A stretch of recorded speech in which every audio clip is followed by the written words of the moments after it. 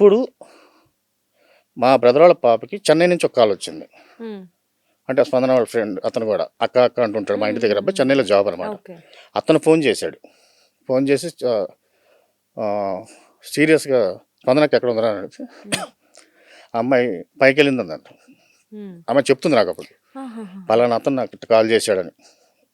అప్పుడు తన పైన ఉంది అని చెప్పిందంట. హ్మ్. సరే ఒకసారి అర్జెంట్కి వెళ్ళి చూడు. ఏం ఓకే. జరిగిందన్నా అంటే లేదు నువ్వు తొందర పరిగెత్తుకుంటూ వెళ్ళి చూడు అన్నాడు. ఇక తన పైకి వెళ్ళేసరికి పరిగెత్తుకుంటా వెళ్ళిపోయింది. వెళ్ళి అంతే పరిగెత్తుకుంటే మళ్ళీ పడిపోతే కిందకు వచ్చేసింది. ఆ!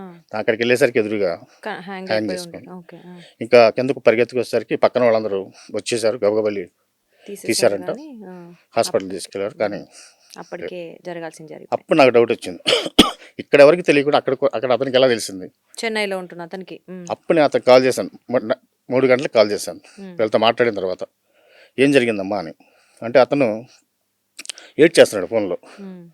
పర్లేదు చెప్పు అయిపోయింది కదా, ఇప్పుడు ఏం జరిగింది కరెక్ట్గా చెప్పంటే నా వల్లే చనిపోయింది అంటే అతని నీ వల్ల వల్లే అని చనిపోయిందండి.